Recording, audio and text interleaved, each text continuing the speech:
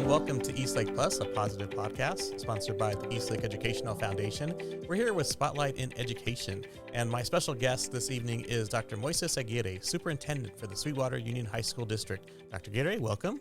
Thank you. Thank you so much, Mike. Happy to be here. We're very happy to have you here and excited that you're taking some time out of what I know is a very busy time for you and everybody in education. And we want to start with a few questions that we have here. The first one is we want to congratulate you on 2 years as superintendent. I'm sure that's gone by very fast.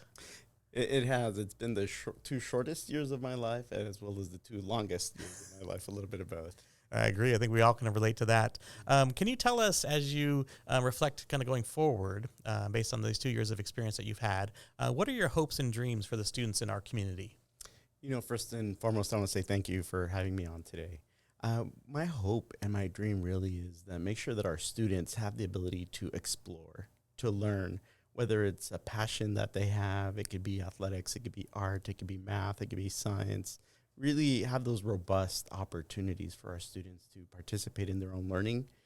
Just last night, we had a presentation at our board meeting where we presented some of the steps we're taking on student empowerment to make sure that our students have a voice and active participation in their own learning experience.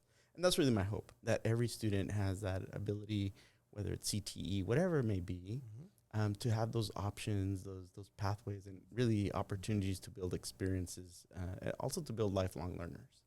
Do you want to expand on any of those steps that you shared with the board last night with our audience? Yes, definitely. So one of the areas we're looking at is how do we support the cultural areas of our district. So some of our students participate in Black Student Union, other students participate in the Gay Straight Alliance clubs, also Mecha clubs.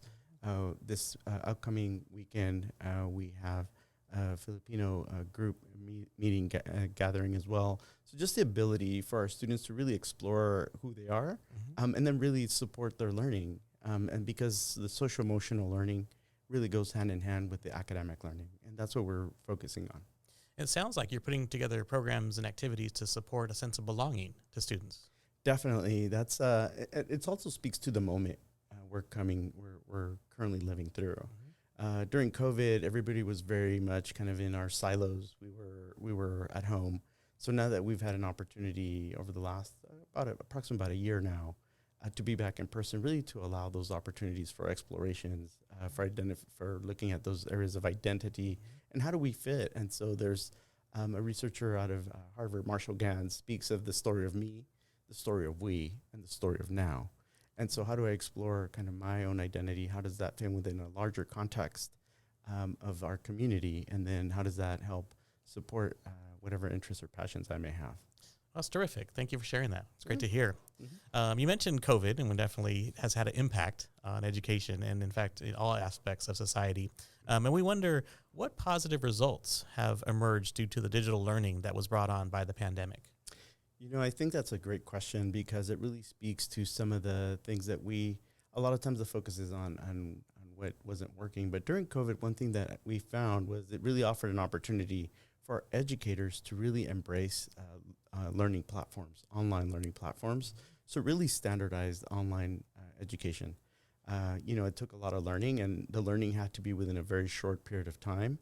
But I think at the end of the day, now coming out of this pandemic, we do have the ability to leverage technology to offer opportunities for learning, for how we engage in a way that's virtual, in a way that's hybrid, in a way that's in person, and really for us to be able to leverage these multimodal opportunities for growth, for learning, for engaging in the community.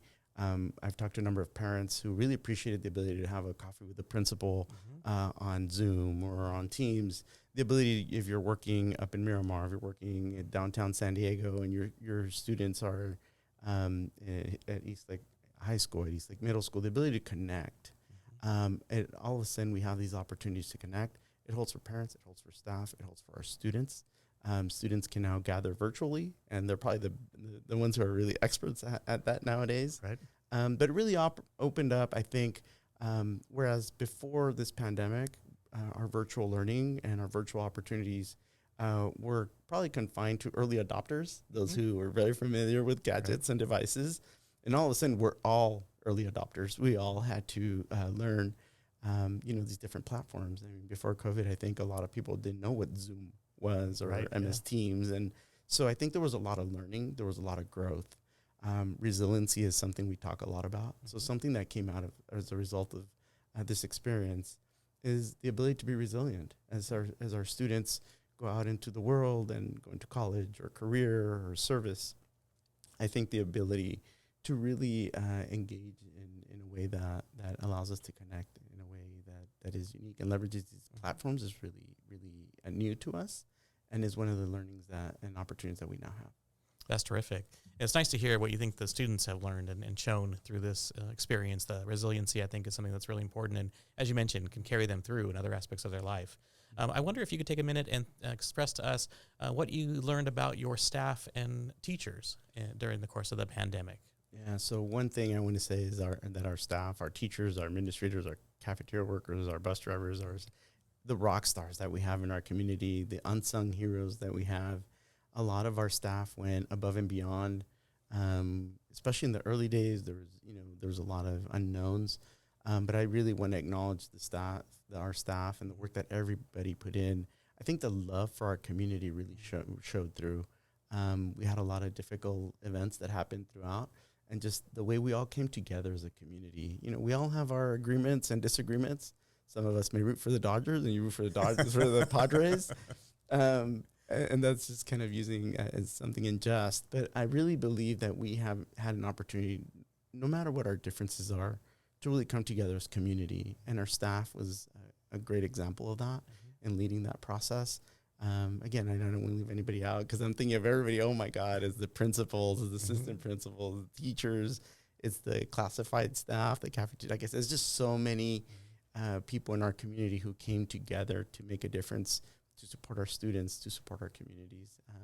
It was a challenging time, and I'm glad we're here. But I also think it's important for us to reflect and to learn on what we can do better. What are those things that we now, because of having gone through this, we've learned to do. That's terrific. We're here today with Dr. Moises Aguirre, the superintendent of the Sweetwater Union High School District. And as an alum of a school in the district, Hilltop High, and also San Diego State University, I was really proud when Sweetwater established the Compact for Success with San Diego State University. And there's been some questions about what is the current status of that program. So can you share with us the status of the Compact for Success program? Definitely, and that's a program that we're really proud of in our district. It's truly a gem of a program within the county, and really, it's really unique in terms of a university and school district perspective. So the current status is that we have an agreement through the year 2024. We had a meeting, a number of our team members at the district met with Dr. De La Torre and some members of the San Diego State team as well. They made a commitment to us that even beyond the 2024 year, there would be that commitment. At this point, the California State University system as a whole is really reevaluating their admissions process from the perspective of, at this point, they've, as a system, have made a decision that the SAT will no longer be required. I believe it'll be accepted on an optional basis. They're also looking at other variables that are going to come into their determination of their admissions process. And so while they're going through that process internally as a university system, they did make that commitment to us as a school district. They're definitely interested in continuing this commitment. How that looks and whether they look at making some suggestions for changes and modifications, that's very likely. But for us, the question of access is critical.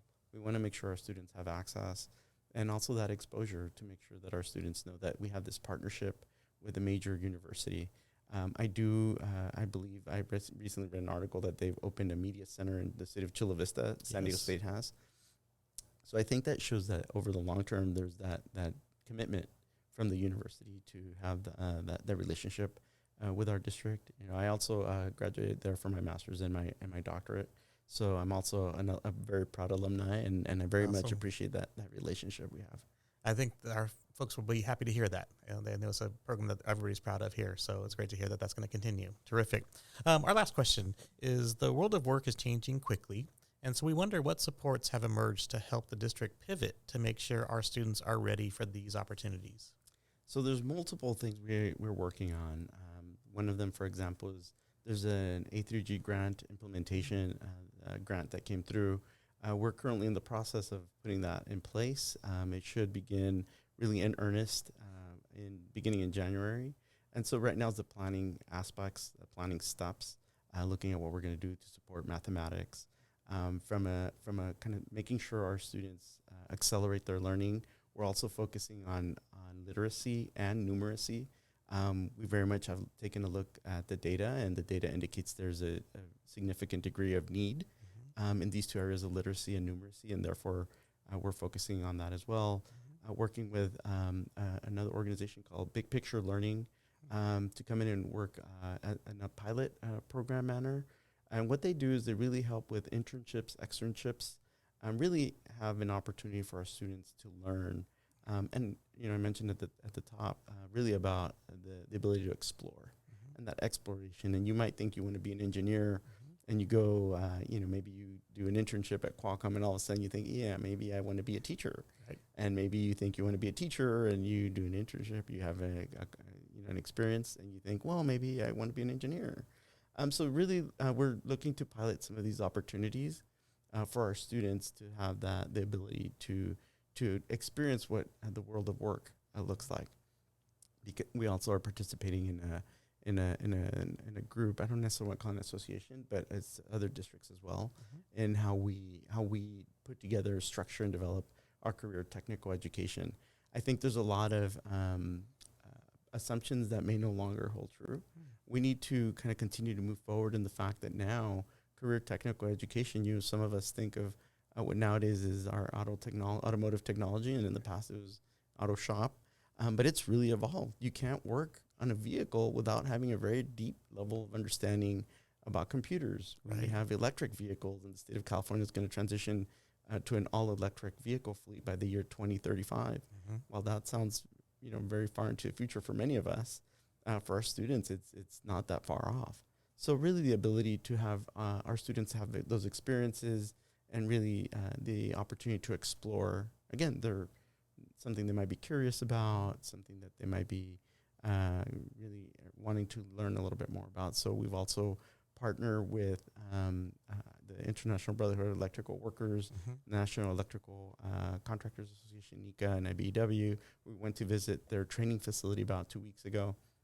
We're also learning from our peer districts.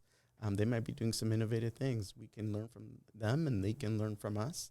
So we're in the process of visiting other districts within San Diego County and as far as Los Angeles County. So again, there's other schools. Why can't we share?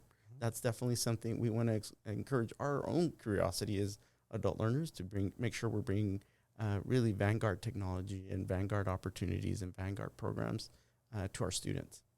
Well, those sounds like terrific happenings at our Sweetwater Union High School District schools. So, Dr. Aguirre, thank you so much for being with us here tonight. We appreciate you and taking your time to share with our listeners the good things that are happening here locally. So thank you very much. Thank you. Thank you so much. Thank you. And thank you all for being here on Eastlake Plus, a positive podcast. This is Spotlight Education. Until next time, be well, and thank you for listening.